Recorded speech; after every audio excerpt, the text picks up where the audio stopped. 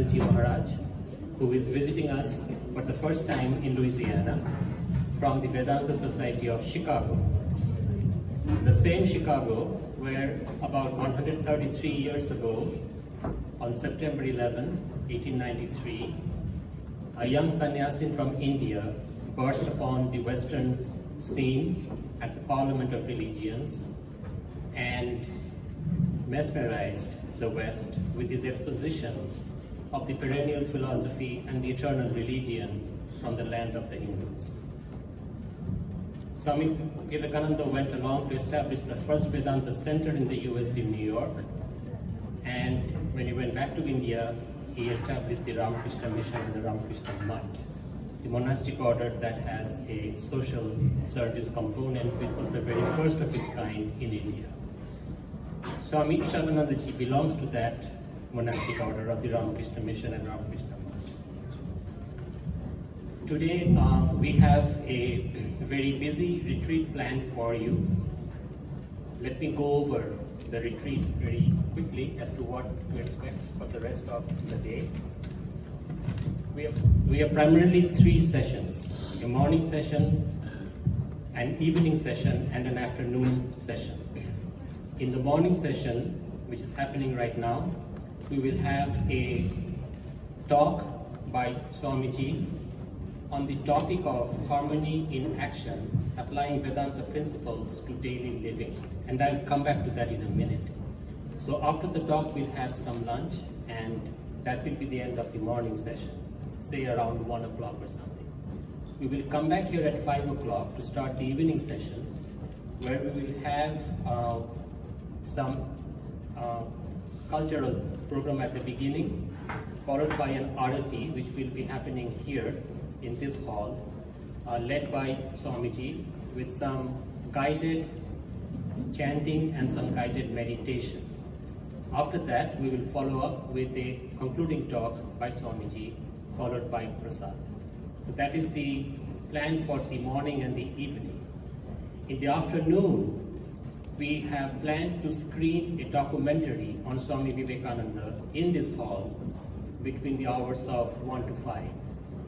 And all of you are very welcome to stay if you don't want to venture out in the cold, but it is done mostly for people who are coming out of town and don't have a place to go. But it is open to everybody and free to everybody, of course, so please stay if you can. There'll be a documentary shown. We also have some books, if you can see on the table to your left, which were brought by Swamiji from Chicago. You can buy them and see what the Ramakrishna Vedanta movement is all about. So that is there. And I would like to, before I welcome Swamiji on the stage, I would like to mention that the topic of today is chosen by Swamiji himself. And the point of it was practicality. The Ramakrishna Mission is distinguished in its emphasis on practicality and in the integration of many of the important activities in our life. All of us know something, we like to know something, we like to feel something, we like to focus on some things, and we like to act. These are the 4 components of our lives. The 4 yogas, Jnana Yoga, Bhakti Yoga, Karma Yoga, and Raja Yoga are built on this. The motto of the Ramakrishna Mission is also based on the integration of these 4 yogas. And the point is to integrate them in your life and make it practical, and that's what Swamiji will be talking today. So with that, if you can rise, if you are able, I would request you to all rise and extend a very warm welcome to Swami Ishatmananda Ji on this very cold day. Swamiji.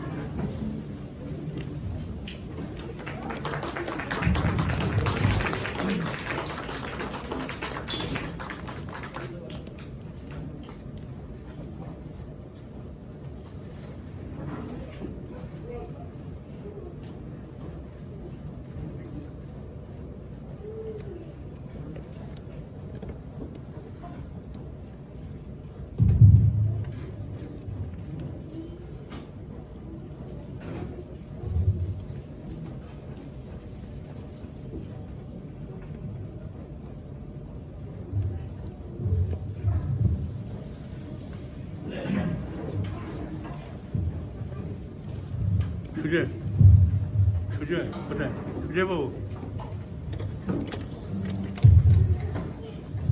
수재 마이크 뜯어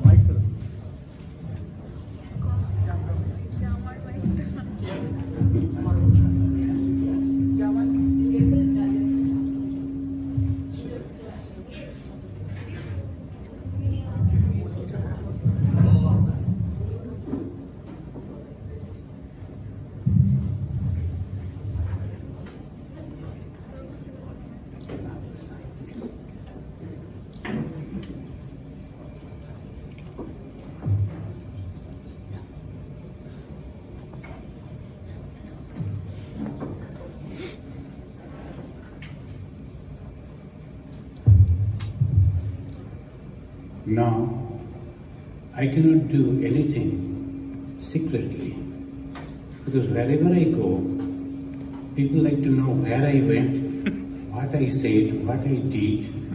So obviously everything they are recording. And I think this is live, it will reach to the people everywhere. It is good. You people organize this program and many will be hearing, listening, and getting the benefit of it. Friends, I am very happy. Maybe we are a few today because of different things. Mostly we are blaming the nature because of the cold, and sometimes when it is very warm, that is also we blame because of the nice weather. People have come somewhere else. So anywhere, anything.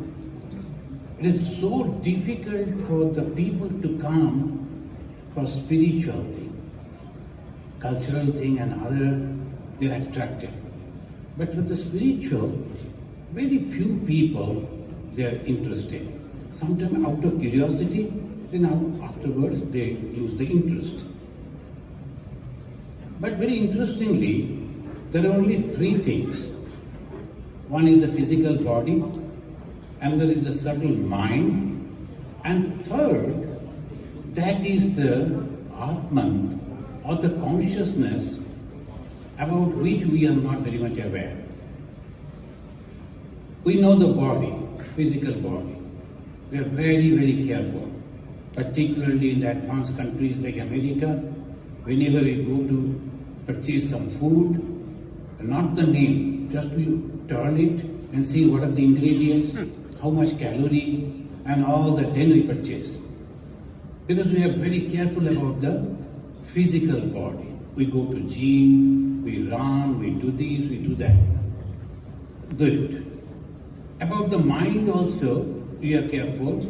We read books, we listen songs, we go to different cultural programs according to the way we like and we have grown up in that. But what about the soul? We forget that. We are not at all aware about that because it is already there. But now, before I enter into that subject, I will request you to chant along with me. I will say one word and then you can repeat. There's an offering, the pranam to Bhagavan Sri Ramakrishna, then Ma Sharadamani Devi, then Swami Vivekananda. These are the three great personalities. So please repeat after me. Om Sthapakaya cha Dharmasya Sarvadharma Swarupine Avatar Varisthaya Ramakrishnaya Te Namaha.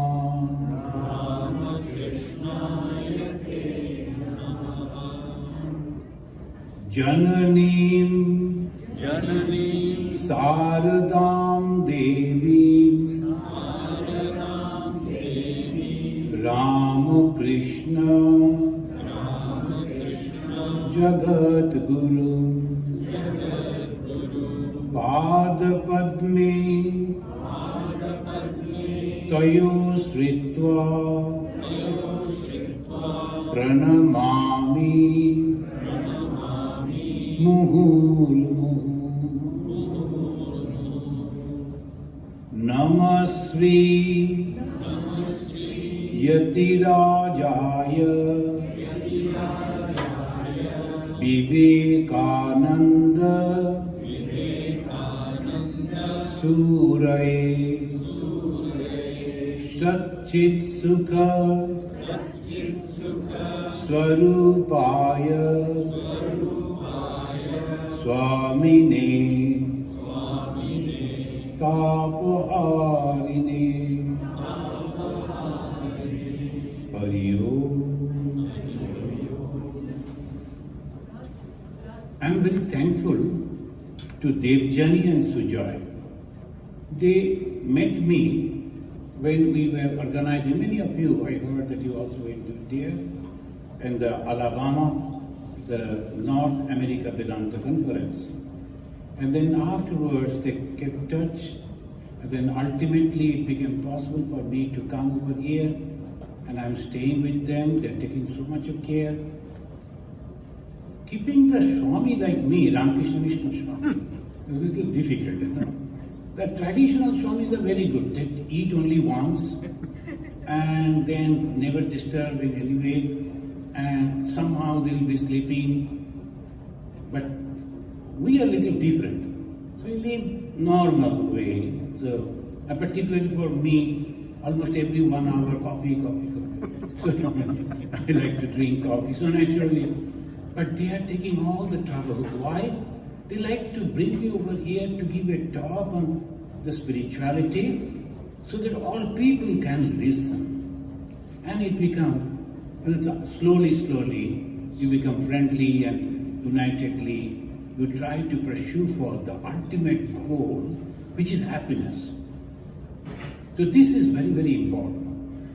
In the Bhagavata it says, those who are not only alone, they like it and practice it. There is a one type of devotee, but those who are organizing so that other people can also come and join and develop in that way, they are the best type of devotees. In the Bhagavata, then the Bhagavan Krishna he mentioned, because they are taking trouble to spread the message of the Lord. And what is the message of the Lord? You are divine. This is very interesting. And Hinduism, based on this, Hinduism is having so many varieties of rituals, unthinkable. Other religions, there are very few. But Hinduism, so many rituals. But they all go to one goal, to tell you ultimately, you are God yourself. And in the Hindi, those who know, understand Hindi, and the beautifully they say, "Main ko kahan dhoondho bande, main to tera paas mo." Where you are searching, my friend? The God say, where you are searching, my friend? I am so close to you. मैं तो तेरा पास में खोजोगे तो अभी मिलूंगा पल भर के तलाश में. In a blinking of an eye, you can realize me. I am within you. I am that God all the time sitting within you, and you are carrying me and searching me outside.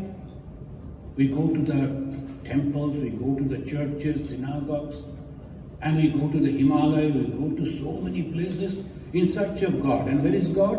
Within us. That is very interesting. He's hiding within our heart, and we are going on searching for Him. And that is the reason we never get satisfaction. In this world, we get so many things, name, fame, comfort, money, wealth, so many. But if you go and ask that person, are you satisfied, sir? And if he tell the truth, he said, no, I am not satisfied yet.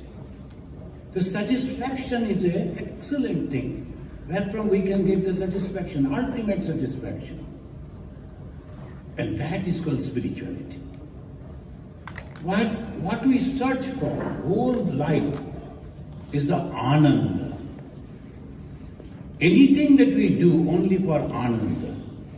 And how we will find it? That is the reason in the ancient India they developed two methods. One is Nistrayasha, another Abhudaya. Abhudaya is the development in the materialistic way. And in India, previously they used to call the Sone ka Chidiya, that was a word they coined. It was full of gold, it was so rich, whole India. And that was the time when whole world focus was on India. Even the person who came to, by mistake came to America, actually he was trying to find out India. By mistake he came to America. All they were going to India for what? Not for the wealth, but for knowledge also.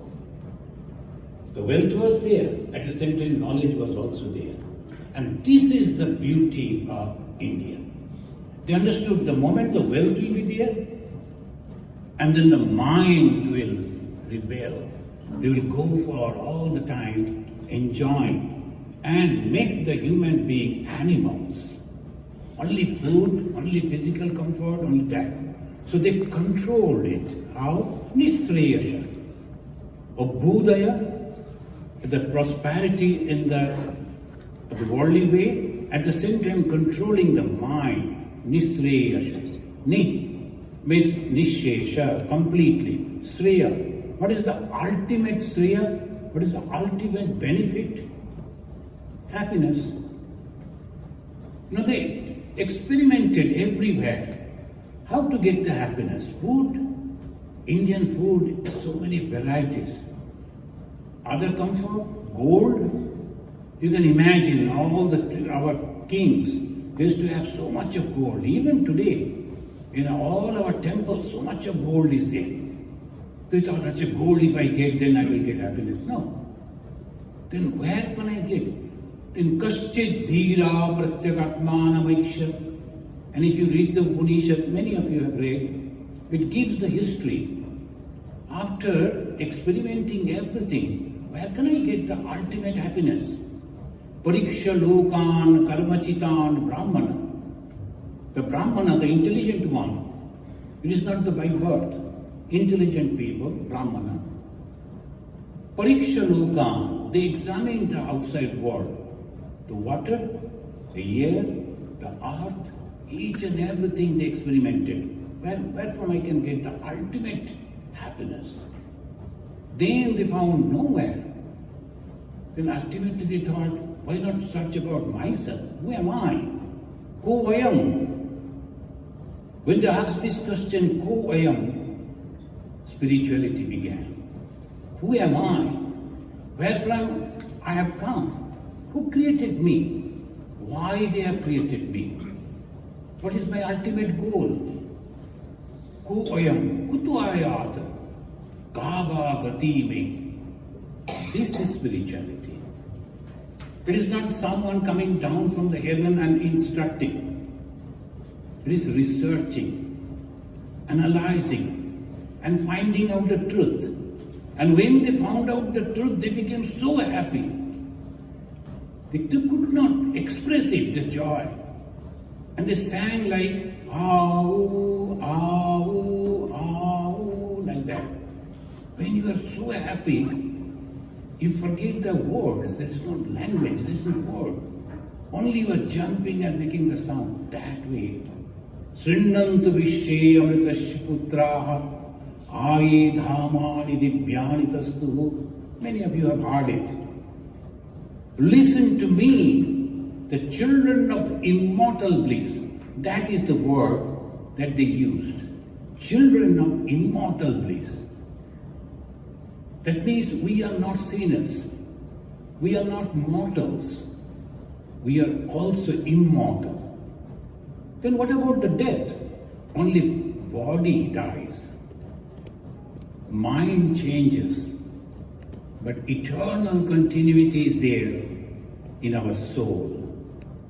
And that is called Vedanta. Understanding this truth is Vedanta. Veda Anta. Veda means knowledge. Anta is the end. The end knowledge, last knowledge. What is that? I am that. I am that supreme being. I am that consciousness.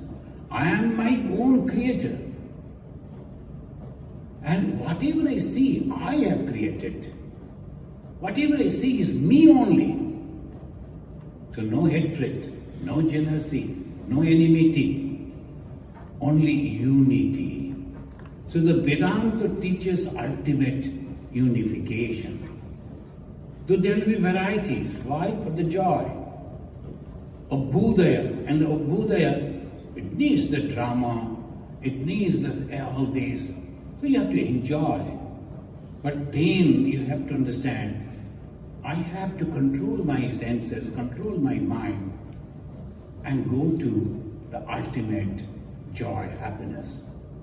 When you are young, you go for the games and playing all the time and enjoying that.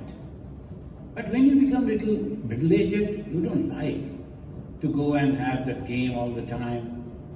Your joy goes in a different way. Then you listen to the songs and you see the dramas, you enjoy. Some debates, discussion, you enjoy. Then a time comes, you become lonely. All the friends, now they are in different places. Relatives, brothers, sisters, they have all gone. Now you are mostly alone. You get joy in your thought. And in the thought, if it is a positive one, then you are slowly purifying yourself. So they say, Manashuddhi Prakarana. You have to purify your mind. Body has nothing to do. Body is just a cover, nothing else. So what food I am eating, what type of clothes I am wearing, where I am residing, it doesn't matter at all. What I am thinking, that is very important. Bhagavan Sri Ramakrishna used to tell this type of truth through stories. Then in one story he said two friends, they were going and suddenly one friend saw a temple and the Bhagavata recital was going on. He said, oh, I like to go and listen to this Bhagavata. He went and sat inside the temple. The other one told, no, I am not going to listen to the Bhagavata. I will go to the brothel to enjoy. He went over there. And after reaching over there, the bad smell and all these people filled the language.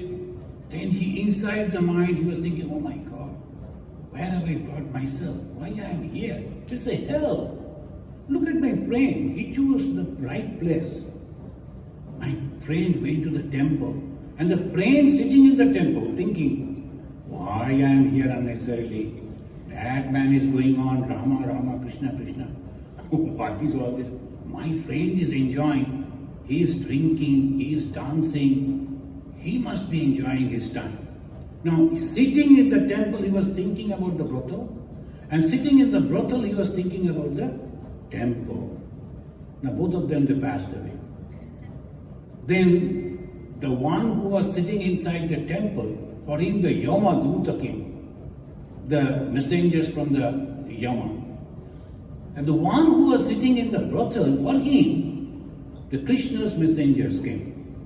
Then they said, no, you are making mistake. I was in the temple. You were in the temple, physically. Where was your mind? So, it is mind is important. Thought is important. What I am thinking, what I am eating, that is not important. What I am thinking is important.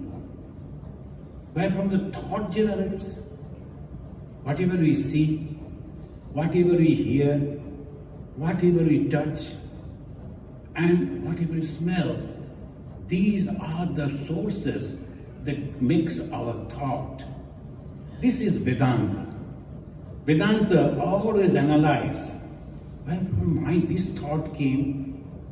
So when I was very young, So some other brothers were there.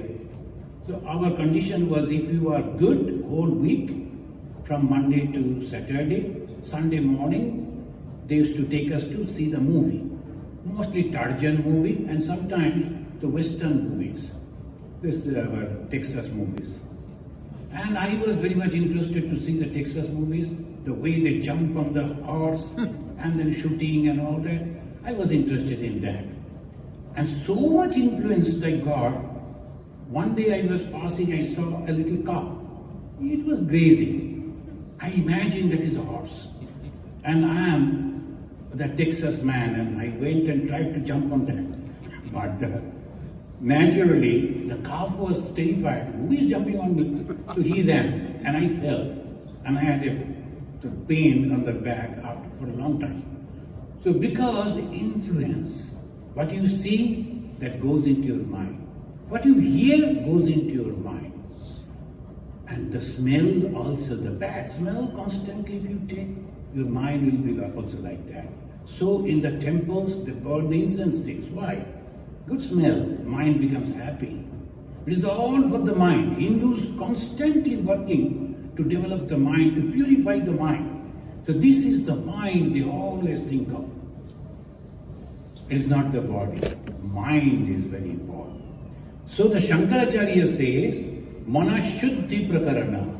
You must purify your mind. Friends, you are highly educated people. If you look around you, and as because almost all of you are PhDs and all, so you think this is normal, but it's not. Of millions and millions, you are the best people. And you are spending your time, I don't know, just earning some money and visiting some places, and then after retirement, going for the cruise and spending some time, and one day goodbye, going somewhere. But not that. You are the messengers of this great truth. I was so happy when I found that they were teaching the small children the tradition through music, through chanting, through songs, slowly imbibing, and that is education. And what is education? Education is the first combination of the 5 things. Many of you are the professors, and one vice chancellor is also here. So before them giving the definition of education, what is education? It's a combination of 5 actions. First, observation. It is not seeing, observing minutely. Then, discrimination. Is it going to help me or not? Then utilization. Preservation, transmission. These are the 5 actions called education. The ancient people observed the 2 trees. Then they are creating 2 branches, rubbing, creating fire. They observe. Then they utilize the fire. They preserve the fire. They transmitted that knowledge to the next generation. And continuously going on, and that is called education. And same way our rishis, they gave us the education. And what is that education? Be careful about your mind. Why? Otherwise you are going to suffer. How? Not only this life, next life, next life, next life. Because you are carrying all your impressions in the mind. And that mind is traveling. Mind is subtle. You cannot burn it. You cannot bury it. So the mind will be carrying all the impressions. If you are having the hatreds, whom you hate, you will be born into that. So one young man is very much angry with, in India, so our focus is there. This is our enemy. So whenever you talk, he talks about that and very vehemently. I told, don't do so much. Because 24 hours, if you are thinking about them, after that you will cross the border. And you will be born over there.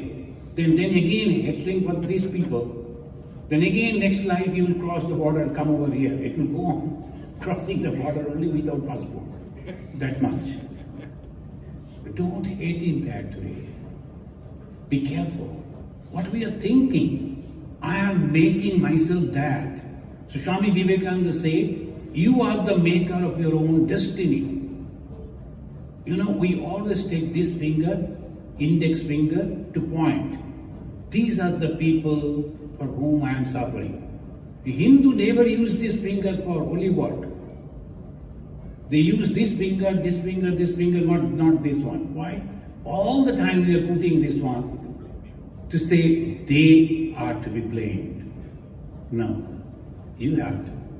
The one senior Swami told me, when I was showing like this, I was young, so I was doing, they are creating problems, these are these. He said, hey, wait. Keep your hand, what you were showing. So I was showing like this. So did you notice, you are showing only one finger to others, but 3 fingers are pointing to you. Trouble is with you. Friends, this is called spirituality. Other things that you see, the waving the light, offering the food, these are all external. As we go in the childhood days to school, so many school uniform, and then the food and these, that, like that only we are attracting for the spirituality. But what is spirituality? Understanding your mind, rectifying your mind, changing your mind. Mano eva manushyanam karanam paddhamokshaya. The mind is the cause of your suffering. Mind is the cause of your happiness. I said this, I was in Andaman, and there was a fisherman who used to catch fish the whole night, mostly, and drinking. Then in the last part, he became, naturally used to become tired, used to come and sleep in front of our temple door. The hefty man sleeping. At morning we have to open the door. What to do? I used to call the boys' hostels boys, and we used to carry him. And he used to sleep in such a way he never could understand. We used to carry him and put him in other place. And then he will get up and go on cursing. But he used to speak in Telugu language, and none of us could understand Telugu. We would understand that he is actually cursing us, he is not happy. But we couldn't understand the language, so there was no reaction. Then one boy, young boy, joined, a Telugu boy, in our boys' home. And one day morning he heard and said, Swamiji, he is telling, I don't translate. If you translate, then I will be suffering. And without translation, no problem for me. So the same word, if you don't understand, then there is no problem. So this is the way, if you can shut down your mind. Ajay, he is criticizing me, I am not listening. He is appreciating me, I am not listening. You are the master of your own mind. So they always say, what is spirituality? Become the master of your own mind. Ultimately. The moment you are the master of your own mind, any place, any time, you are happy. So you just like putting on the switch, hey, now I have become happy. You become happy. Now I am withdrawn, you are withdrawn. Now I do this, I do that. That is why they give the title Swami before all sannyasis. The Shankaracharya, he formed that. SWAMI, Swami. What is that? Swami means master. In the southern part of India, there are some surnames that they are Swami. Or respected people they call Swami. So, but Swami means sannyasi, Swami means master. Master of whom? We don't have anyone. No bank balance, no bank account at all. Then who's master? His own. He's the master of his own indriyas, own mind. And that's why he's supposed to be happy. If you see an unhappy Swami, don't go to him. Because he's supposed to be happy. That's why Swami and that last name is Ananda. Swami Vivekananda. The Swami is the master, and then he is full of joy. Why? He is full of discrimination. analysis, and then only he is happy. My name is Swami Ishatmananda. Isha, Atma. Who is Isha? God. Atma, the soul. One who is having the God as his soul and enjoy. He is Ishatmananda. I am supposed to be happy. Even if I am not happy, I'd like to smile because of the name. If I don't, then the people will say, what's this? You are suffering. So this is the why constantly you have to remember why we put on this type of color. Because this is the color reminds you that you are a monk and you have these. Now come to the practical, and in the afternoon again we will discuss. So we have a goal. What is that goal? Ananda, happiness, bliss, joy extreme. And there are two types of joy, physical and spiritual. Physical and mental happiness, temporary. When you are throwing a party, or people are coming, you are enjoying, and after they go away, then again, who is going to wash so much of dishes and the utensils, and why this, that? And do you know, I cooked so much, 1 hour, 2 hours I spent, and then they tested and told it is not tasty. So after that again suffering. You expected the happiness, then suffering and happiness, mixture it comes. And another type of happiness comes, that is in your imagination, in your dream.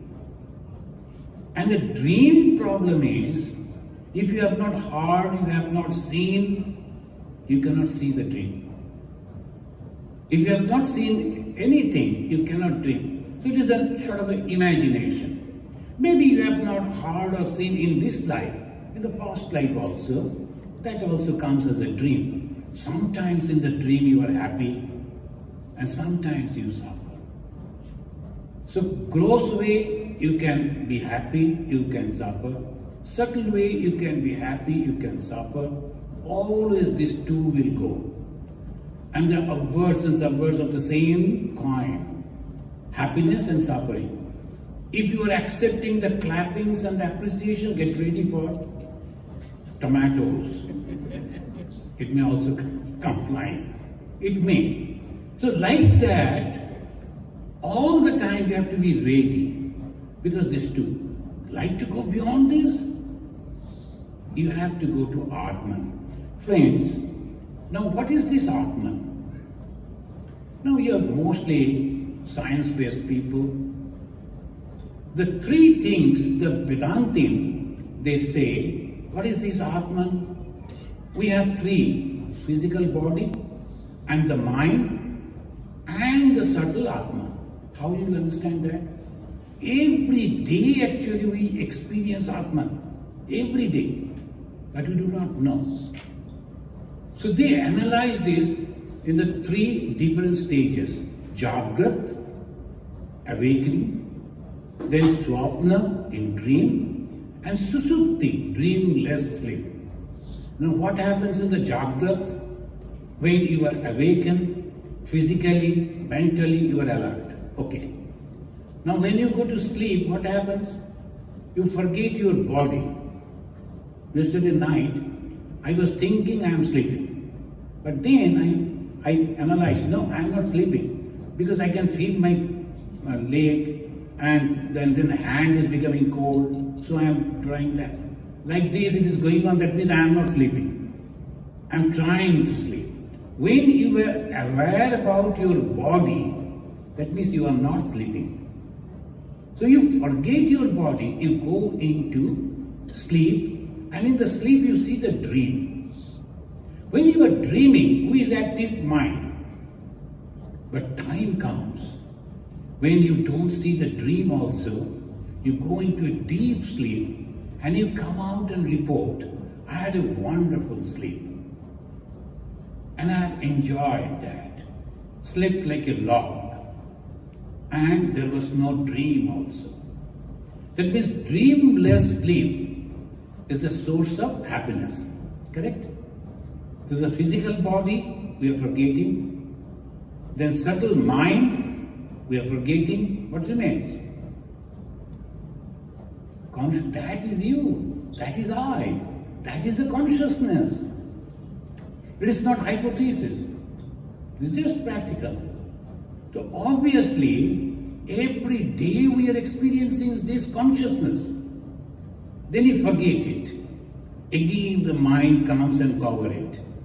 Then the body comes and covers it. And we are covered by the body and the mind.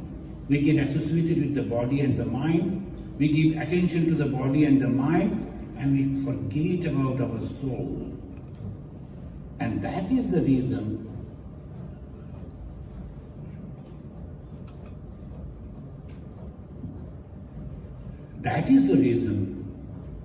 we cannot go beyond this circle of birth and death. We are always associated, getting associated. Now when I am born in a family, I get associated with that. But I never knew before my birth who is my mother, who is my father, who is going to be my brother and sister, who is going to be my friends. I never knew. The moment we grow and we are slowly growing and becoming attached to all this, and we become so much attached, we cannot live without them. And we are ready to sacrifice our life also for them. Why? Mentally attached. And suppose you are not, then what it becomes? Disassociation. Slowly, you have to practice that. You will be there, but you have to discriminate. You have to detach yourself. This we will discuss in our next. Now the topic was harmony. And what is harmony? Not changing anything, but living together. That is harmony. When we are harmonious means different type of people are there. We know how to adjust with them. And that is the reason harmoniously we are living. Someone likes to sing, someone likes to dance, someone likes to talk, someone likes to be quiet, someone is like this, someone is like that. But mother knows how to handle the children. Ma Sharada, Bhagavan Sri Ramakrishna said, the mother cooks same food, sometimes fried, sometimes boiled, sometimes with very hot chilies, and sometimes without that, according to the taste of the children. But in the home, family, different type of taste. But harmoniously they are living. In the nature, if you see, varieties of things are there, varieties. But they are living together harmoniously. So if we break that harmony, then what happens? We suffer. If we like to make the same way, then after some time, we'll get bored. And suppose each and everyone should have same type of dress, same type of feature, then it will be a military camp. Morning you get up, the same people, left, right, left, right. Night you going to bed, left, right, left, right. Life will become a military camp. So obviously, varieties of people, varieties of languages, varieties of culture, but all together. And this experimented in India. In India, so many varieties of people. The fair-skinned people are there in Kashmir, in the Uttarakhand, very fair-skinned people, and Punjab, very tall and all healthy people. And you go to south, little dark. You go to the east, the nose are like me. The nose is a little, not like me. Mostly people say, are you from Assam? Why not? No problem. But like this only it goes. But we are together. That is the beauty. If you just change from one place to another, culture changed, food changed, and the dress is changed. So many things, but we are together. Imagine from Gujarat, one young man, all the way he is going to Assam to marry a beautiful girl. And at the time of Sri Krishna, Krishna's brother's son, he went all the way from Gujarat to Assam, Prabjatishpura at that time, and to marry that young girl. That means the connection was there, information was there, and this young man with some of his friends, they went over there, and they were captured by the girl's father, and information came that the Krishna, Balaram, and all of them, they went over there, negotiated, and somehow they brought him back. So, from the Gujarat to Assam, we were all connected. In what language we used to talk? Language was there, that Sanskrit. Culture was there. So it is just like that. So two words came up, Arya and Arya. What is Arya? Arya means cultured people. Anarya, uncultured people. That much. But afterwards, the Europeans, they utilized that word and separated us. Aryan means people coming from the Western world. And they are giving you the teaching. And they too, because the Ramachandra is a very popular god person, so they took the Ramachandra in their fold. Because Rama was the Aryan, and he went to invade the non-Aryan people, that is Ravana. If that is so, in which language Rama and Ravana had that long conversation? There was no interpreter. And not only that, Ravana's brother came, Vivekananda, in Rama's camp. In which language they talk? This Ravana's sister, she came to Rama, the Shurpanakha, in which language she talked. And then before the big war, Rama was worshipping Durga, Ravana was also worshipping Durga. No, they were not different. They were all Aryans. Aryans is a culture. And non-Aryans, uncultured. That difference only. Swami Vivekananda gave us this idea, Aryans and non-Aryans is not the race, it is the culture. So Vedanta teaches unity in diversity. It is not a melting pot where from any place you come and you have to take only one idea and then you go. No, this is not a melting pot. And so Vedanta teaches us unity because that unity is within our soul. We are all same. I will conclude by saying this. Each soul is potentially divine. That is the conclusion of the Vedanta. Physically we may look different. An ant, an elephant, a human being, a rich man, as a poor man, educated, uneducated, all looks different. But inside them, there is a consciousness present. All are same. And sometimes I give the example, this fan, the light, the microphone, that computer, all looks different, works different, names are different, but one thing is common in them, electricity. If the electricity is not there, nothing is going to work. Similarly, all these animals, the birds, the reptiles, the human being, different varieties, they are all working because of one thing, consciousness. If the consciousness is not there, this body has no value. The body from inside, the consciousness leave, we call it dead body. So the other day I had an experience. So I was going in a BMW car, so I was happy. The devotee's car, BMW. Suddenly another car came, much bigger, and some decoration was there outside. I thought, oh, this is another better car. Then I looked. No, that was carrying a dead body. That's why it's a big car. Now, this car, my car, was carrying a body with life. That is me. Another car was carrying a body without life, the dead body. What is the difference? People, they are not going to that car. They are coming to my car. Why? Because it is not this body or that body. The main concern is Atman. So one of our great Upanishads says that we love our father, not for the father, because of the Atman in him. We love our mother, because not mother, because of the Atman. Husband liking the wife, wife liking the husband, the father liking the son, son liking the father. All because of the Atman present in that. It is not the body.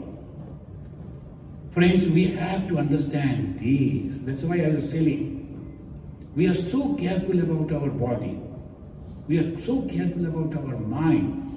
But we are not careful about our soul, which is the main source. Know thyself. That was the instruction. Know thyself. Atmanam vitti. Atmanam vitti. You must know yourself. And the self is present. We have already analyzed. Jagrat, Swapna, Susupti, dreamless sleep. And in that condition is the joy. And what is our goal? Joy. How to reach to goal? By understanding the Atman. That is Vedanta. As because each and every soul is having the same Atman as I am having, I am in harmony with everything. Thank you.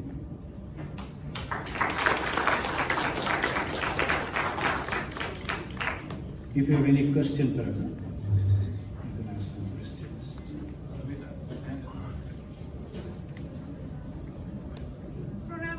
Swamiji, I have two questions. One is, earlier in your talk, We want to use the mic so that they can hear the question. Mic up.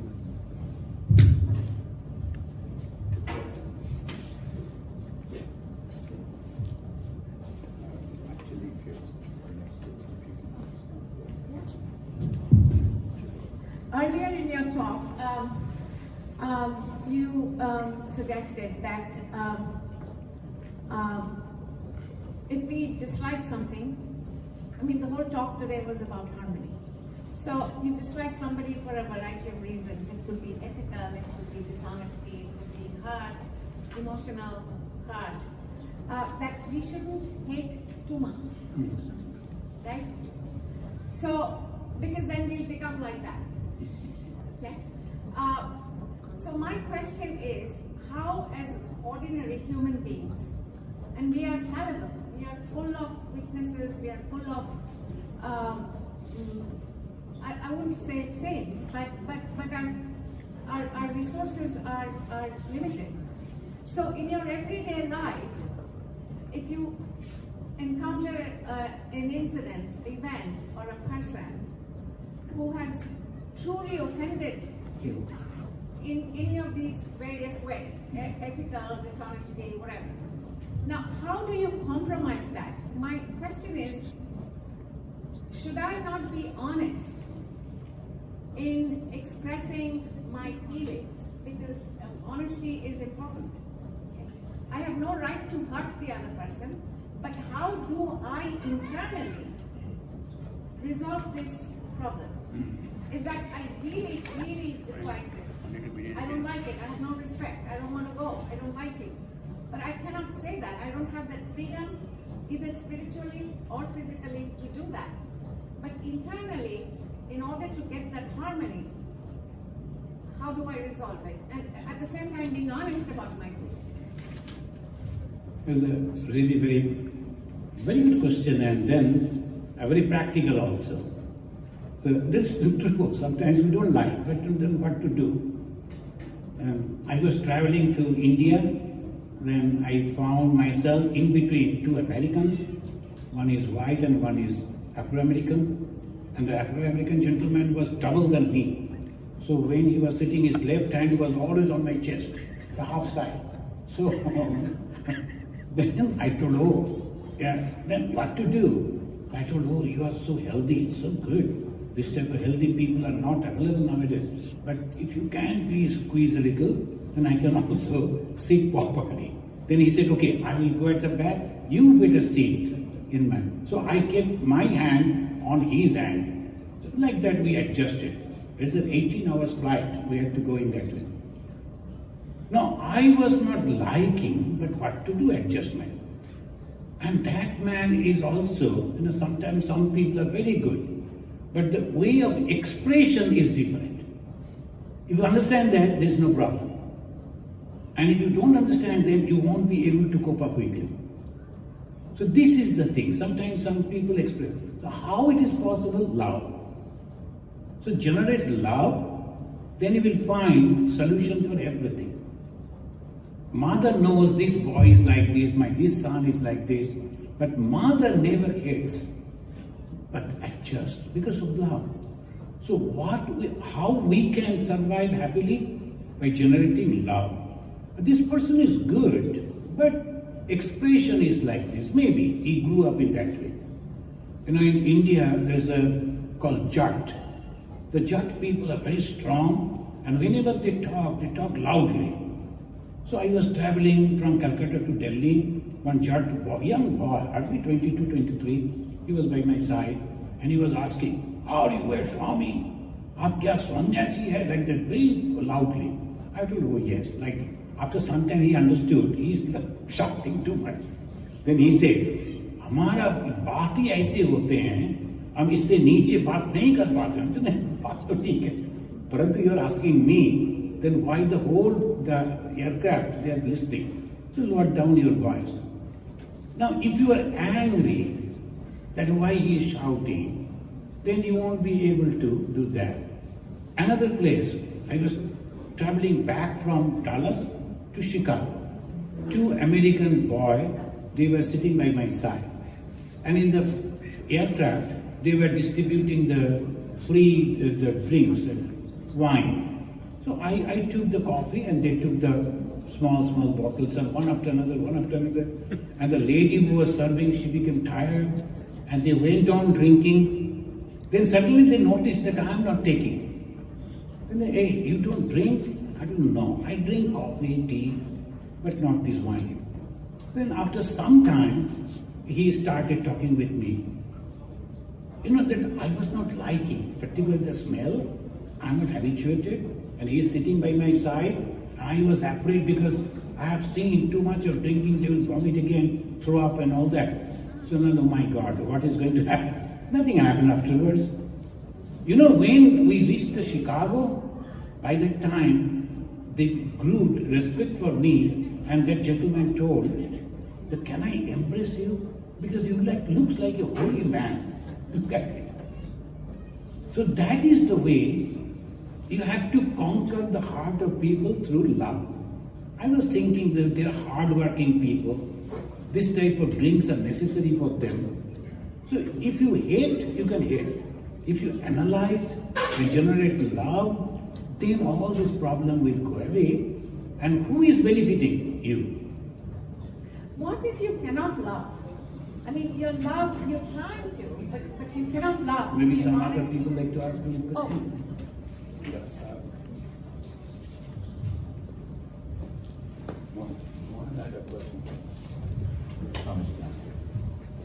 Swami, my question is about reincarnation.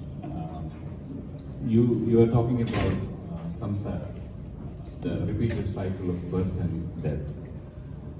That means if you have accrued impressions, then you are supposed to come back and keep exhausting it. As you mentioned, a lot of people have the science background here, and there are questions about that. So I just would like you to kind of address that. How we can understand reincarnation and how it affects or what are the benefits by knowing about it. Thank you so much. In the reincarnation, this our Hinduism, Buddhism, they accept it, and our Jainism too. In the earlier Christianity also accepted the reincarnation. Then afterwards, after the 300 years of Jesus Christ, they changed it. What is reincarnation? It is a very scientific way. What I am thinking, I am becoming. Suppose a thought comes, I like to study in a foreign university. A thought is in my mind, I must study. And then I prepare in that way. I inquire, I get the guidances, Then I prepare myself, and then in the exam I become successful, get an opportunity, come to the foreign land. Where it started? The thought. Why the other friends of mine didn't think? That is the thing. The same way, the same schooling, same environment. Why in my mind it became this and the other friend didn't? Suppose when I look at myself, me and my brother, we grew up in the same family, same parentage, same education, same environment. We grew up in the same family. He used to think to earn a lot of money so that the respect will come if we can earn money. And I thought completely opposite way. No, we have to go and serve the poor. We have to help the poor, the needies. We don't need money that way. Where from it came? Same parents. So obviously there must be something from the past life I am carrying which he is not carrying, though the same parents. And I became a monk and he became a householder. So why this difference? You cannot explain except you accept the reincarnation theory. And reincarnation comes through karma.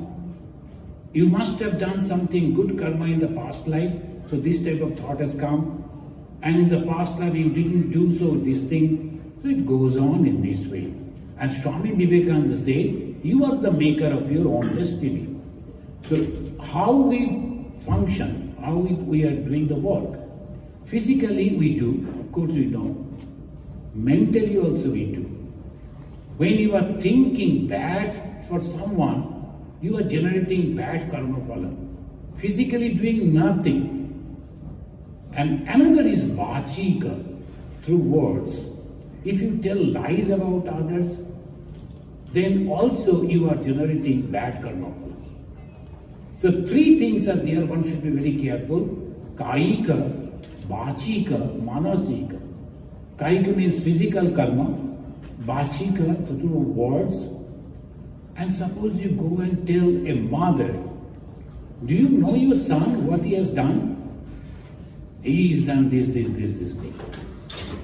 Even the mother will start doubting. So because somebody said something.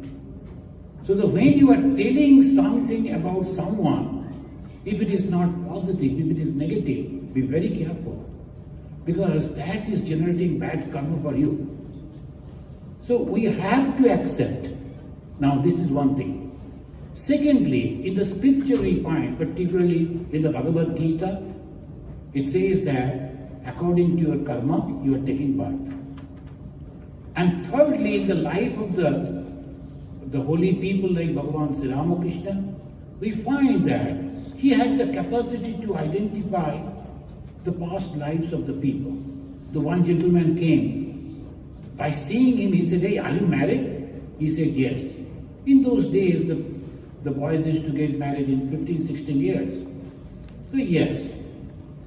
Oh, now you're married. Do you have children? He was a 28 years young man. He said, yes. Oh my God, you have children too. Then he started thinking, what happened? What is the problem if I am married and you have children? Then Bhagavan Sri Ramakrishna said, I saw you in the company of Chaitanya Mahaprabhu 400 years before than Sri Ramakrishna. So I was thinking, if you are free, not married, then you will be of much use for propagating the spirituality. Master Mahasaya, the recorder of the conversation, Sri Ma M. By seeing Swami Vivekananda also he announced. Seeing other people he could say that all these things. So that also proved. Thank you.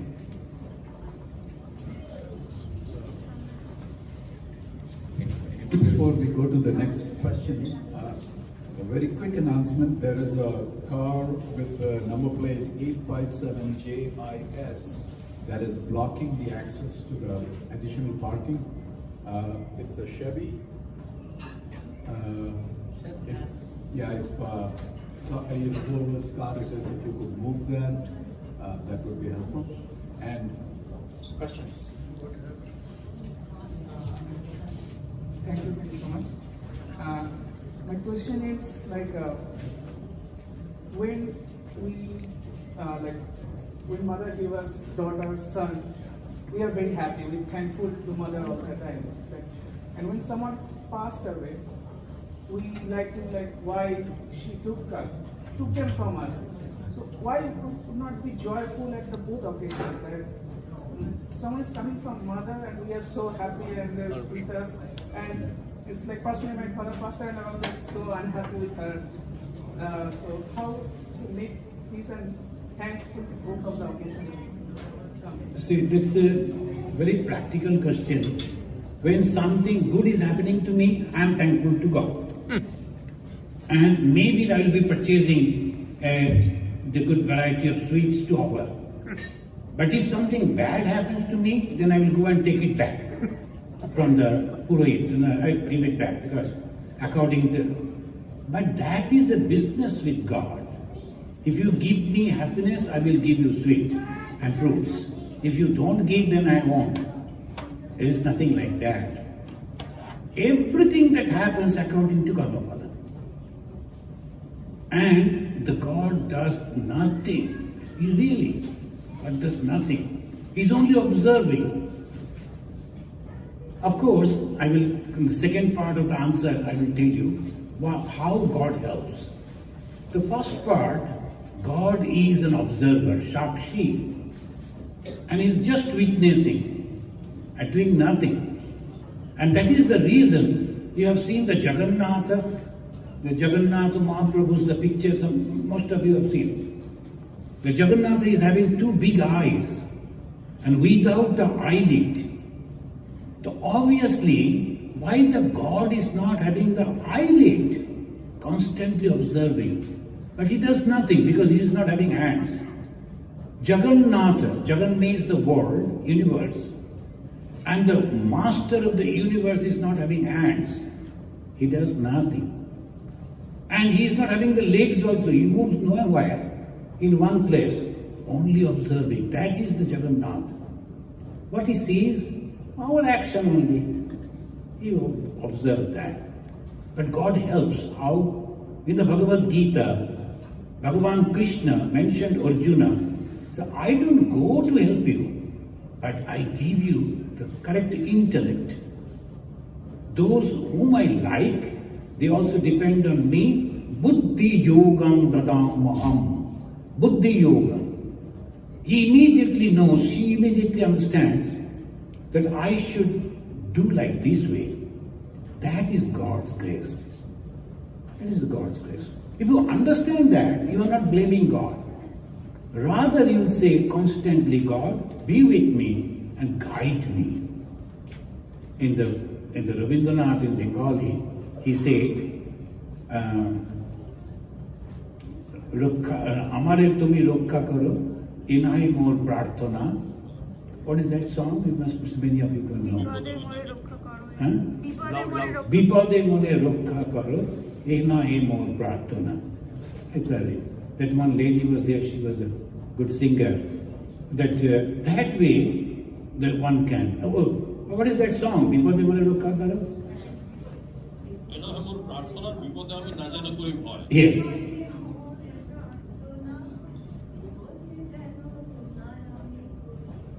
And that means my prayer is that you must guide me in such a way that I am not afraid of the difficulties, problems. You need not to come to help me. I will manage. But be with me so that I get the proper.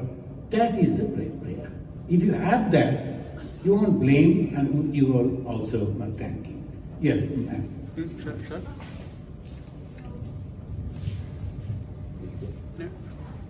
Conclusion.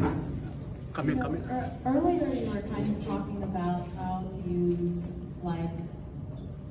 focusing on your dream and spirituality to set yourself up for success. How would you advise, using those same things for someone who has encountered personal failures and feel like they're having difficulty turning their life back around? See, the failure means that particular thing you cannot do. But there is no failure actually. Maybe something else is waiting for you. Something else better is waiting for you. There is no failure. Then one of our Swami, he was from Kerala. He first thought, oh, I can speak the English. In Ramakrishna Mission, you know, little educated people. So then he was thinking, I can't speak English. And all these people are speaking in English. I failed in this. I don't think I will be able to continue as a Ramakrishna Mission monk. Then slowly he developed a self-confidence. I am a boy from the Kerala village and I can climb in the coconut tree so fast. Can they do it? They may speak in English, but they cannot climb. I am a good swimmer. I can swim against the current. Can they do it? And I can row the boat. Can they do it? So self-confidence. I cannot do this, but I can do something else. I am much better cook. I am very good gardener. And I can do this, I can do that. Develop their self-confidence and forget about all that. What is there? See, in our classes, all these children, here these children, they don't understand. In our time, the first, second, third, and all that. And I have a friend over there. All the time he used to come and tell my auntie, the moment there will be some announcement in the exam, before reaching me, he will come and tell my auntie, you know, I got in mathematics 97%. And he is not, then you go away. The moment I will enter my auntie, she never cared about education, but he got 97, how much you have got? And now that 97%, where is he now? It doesn't matter at all. You know, you have a life, you will reach over there. Don't worry about that. Sometimes some people, they think, oh, this is the end of my life. Nothing. I will tell you a story, true story, of one of the Prime Minister of India. And he was not very well-off person from family. So he got an opportunity in a job interview. He took a dress from his friend and borrowed it and went to appear, and then after all that, then they called him and said, we are sorry, we have one post and for only one number you are not getting this post. The other one got this much, you are one less. Now what do you like to say? They were expecting he will cry and he will say, sir, I am poor man, please give me this job, I have this responsibility. You know what he said? I will think that God has kept better job for me somewhere. And he became the Prime Minister of India afterwards. Now suppose he was in that job, you would be a clerk by that time and you would not have got this opportunity. So wait for the opportunity and whatever is best for you, do that and be successful in that. In one way you are successful, Thank you. Give me a moment. Before the next question, I want to address a question that came in online. And I'm going to summarize the question.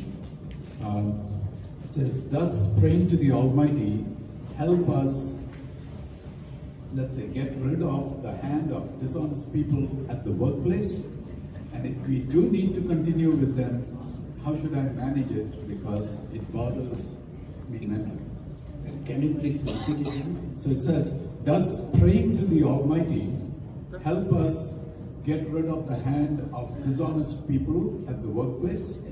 And if I need to continue to work with them, how should I manage it because it bothers me mentally? You know, sir, madam, who are asking, if you pray to God, and this is my firm conviction, if you pray to God sincerely, God, I need to continue to this job. I cannot just leave it because I need this. But at the same time, the people who are torturing me, it is too much, unbearable. Please help me. If you are sincerely praying, those people either they will go away or their mind will change. That's for sure. So have faith in the existence of God and sincerely pray, and prayer will be answered for sure. Or either you will get a better opportunity somewhere, or they will go away. But anyway, you will be free from all those problems, for sure. Thank you.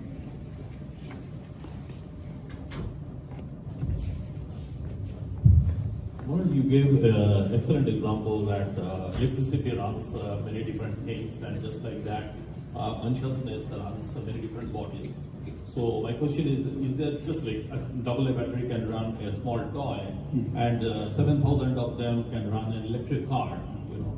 So is there a level of consciousness which there are different levels of consciousness that one can run in a small animal and one can run in a human body?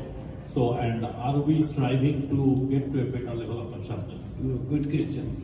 And the consciousness is the same, and it is only the degree of manifestation. The same consciousness in me, same consciousness is the Lord Buddha. But the degree of manifestation is so much. He became Lord Buddha, and I am like this. So this is the degree of manifestation as well. The tiny little being that is moving is also conscious. Not only that, these stones and these woods and so-called insentient things, they're also conscious. But the manifestation of the consciousness is soulless. When we are plucking a fruit, the tree is also crying, but we don't see that. When you are cutting the tree, I say, oh, now we are Shakahari, we don't harm anyone, we are harming. Only you can see that. When you are cutting the vegetable, that is also crying. But the manifestation of that consciousness is soulless. You don't notice it. And animals, when they are, oh, no, we should not slaughter the animals. Then the human being, no, not, because the manifestation, expression, the same way as you are asking, consciousness is the same. Degree of manifestation varies. The more you express and more you become purified, and one day any one of us can become Buddha, become Shankara, can become Chaitanya Mahaprabhu, because it is within us. We can become. None of us are sinners. We make mistake, but no sin we commit. Thank you.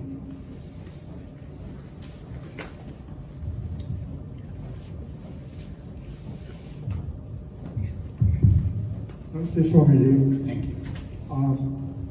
I had the good fortune of visiting the Ramakrishna Mutt in Chennai just recently.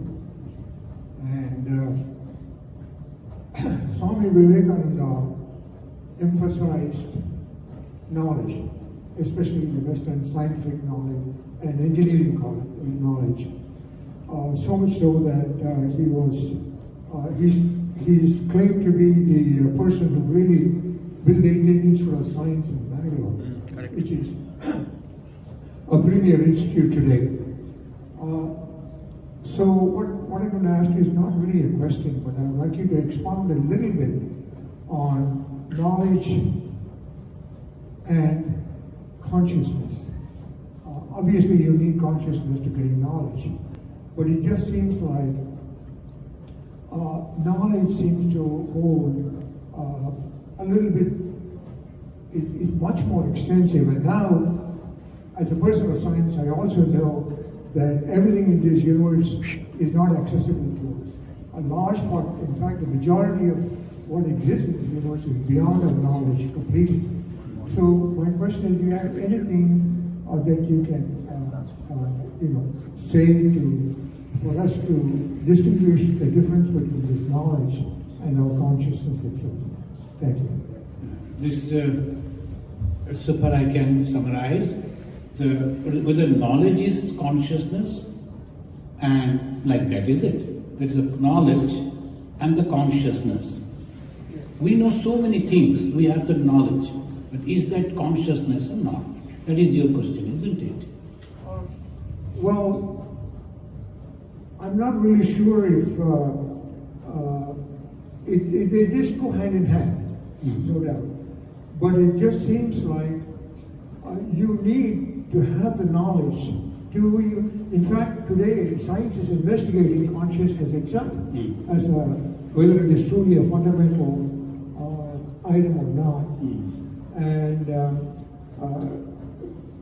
And Shankaracharya, of course, always emphasized viveka or discrimination to gain knowledge.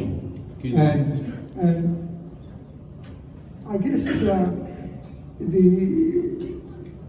their dependents, are they totally exclusive items?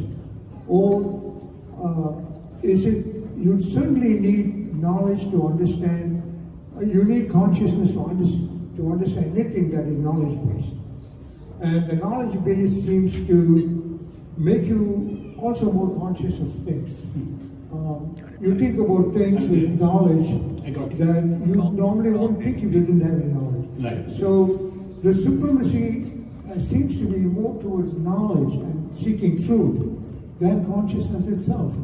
And Vivekananda Swami always wanted to bring that science and knowledge to India. And he succeeded, and he did a lot of good things. And is there anything you can add? It's not a question. I'm not framing a question. I just want to know what is your take on these two big things in our lives? In the Upanishad it says, the one person, he was a successful householder. He came to a rishi and he told, can you please tell me something by knowing which I can understand everything? Then the rishi said, well, there are two types of knowledge. Paracha eva aparacha. Kasminno bhagavo vijñāte sarvamidam vijñātamiti. Can you please tell me one by knowing which I can understand everything? Then the rishi giving the reply, there are two types of knowledge, paracha eva aparacha. What is paravidya? That this knowledge, the mundane knowledge, he includes all the Vedas. Rig Veda, Yajur Veda, Sama Veda, Atharva Veda, Shiksha, Kalpa, Vakarana, Chandam, Niruttam, Jyotishamiti. All this mundane knowledge, whatever you know, that is also knowledge. But that won't remain. There was a great mathematician. When he was 92 years old, his grandson went and told, you are a mathematician, can you please help me in solving this problem? He said, I can't remember anything of mathematics. So the mundane knowledge has a limit. But there is another knowledge which gives you the knowledge of the self. And that is called spiritual knowledge. Paracha eva aparacha. Aparavidya, paravidya. What is paravidya? The highest knowledge. Yaya tad aksharam adhigambate. By knowing which one can understand the one unchanging akshara. So that is called spiritual knowledge. Of course knowledge. But one is mundane knowledge. It is very vast, but still limited and temporary. Another knowledge, it is a spiritual knowledge, your own self-knowledge. After that, you know yourself. You need not to go anywhere to ask anyone for the question. So this knowledge, Swami Vivekananda said, both are necessary. Mundane knowledge is also necessary, spiritual. I started my talk by mentioning two words, Nishreyasha or Budaya. Do you remember that? Nishreyasha, spiritual knowledge, or Budaya, this mundane knowledge. Thank you, friends. I think now we should go for the lunch. Swamiji, one more question. Okay. Sorry,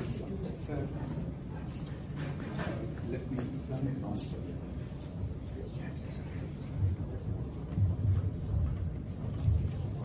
First of all, thanks for a very excellent sermon. Thank you. We enjoyed very much. All of us really did that. And I would like to know whether you would be interested in a Zoom Mike, take the mic close. Zoom seminar for the Hindu University in Miami, Florida, where I am part of the faculty and advisory. So, if anytime you will please let Mohan know, I will talk. Sure. And on my part, I am the author of Am I Hindu? So, then one more thing I want to ask, isn't it time for us to bring forth the scientific aspect of Hinduism, which is our greatness in that way, so that others will understand us better. For example, everything in scriptures have a scientific aspect to it. Like Pingala came with a binary system, and Surya Siddhanta was written by Mayasura, Ravana's father-in-law, which discusses the actual diameter, sun, moon, and all the bodies, as well as the thing. And Agastya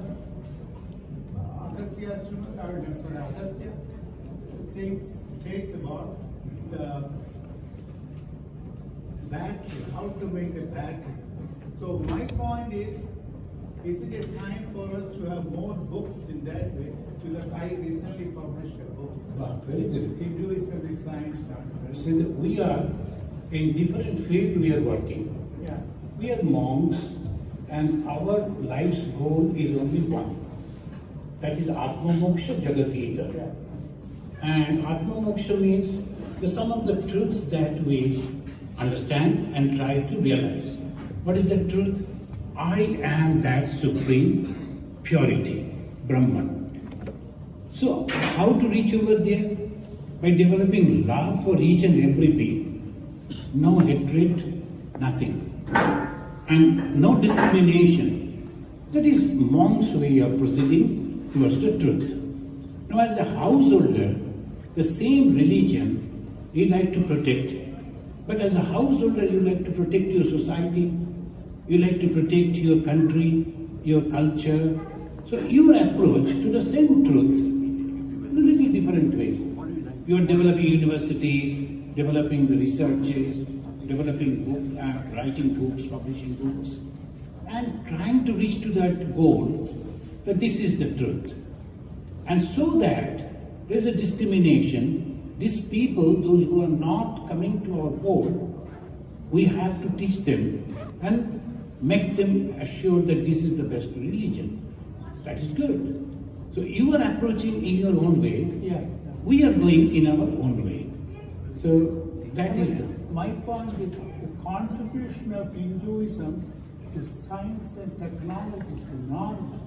Vaisheshya Upanishad is talking about atomic theory, and same thing with all other scriptures like Garbhopanishad, talking about the birth of a child right from the beginning to the end.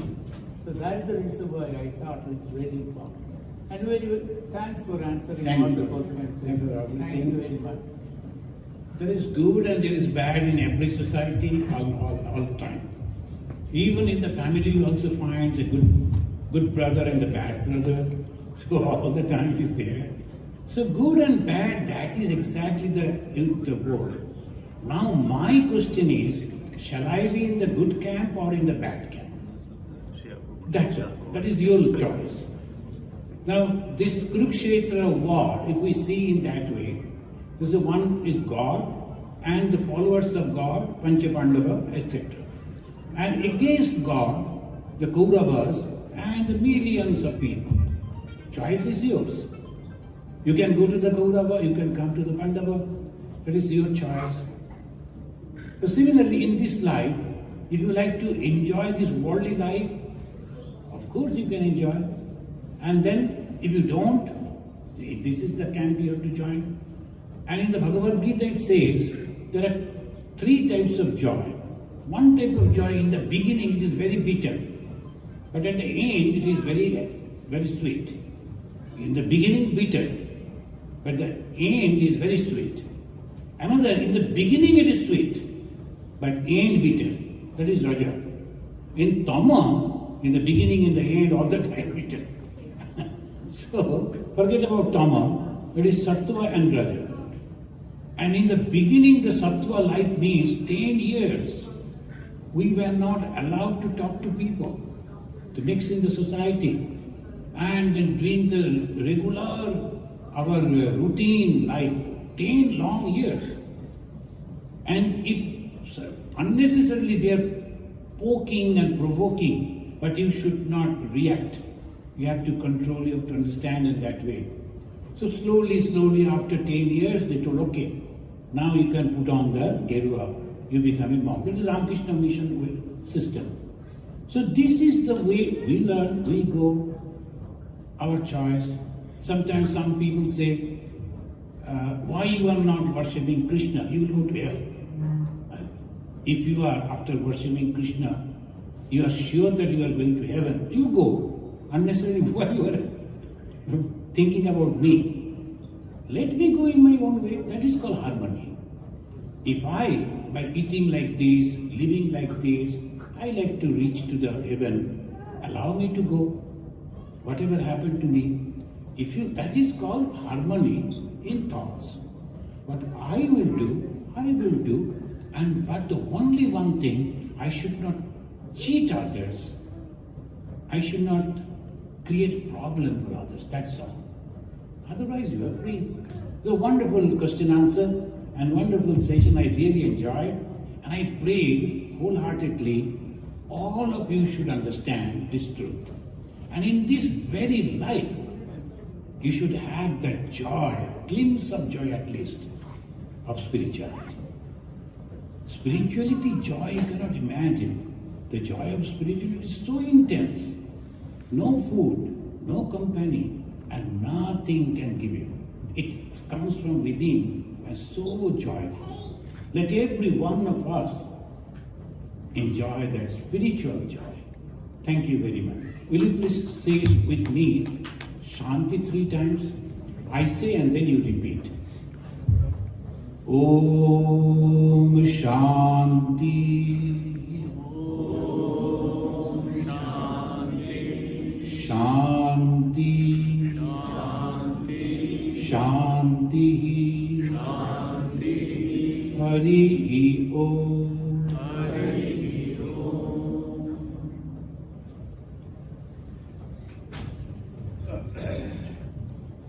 Thank you, Swamiji. A small announcement. We have lunch behind you. So please go ahead and have that prasad.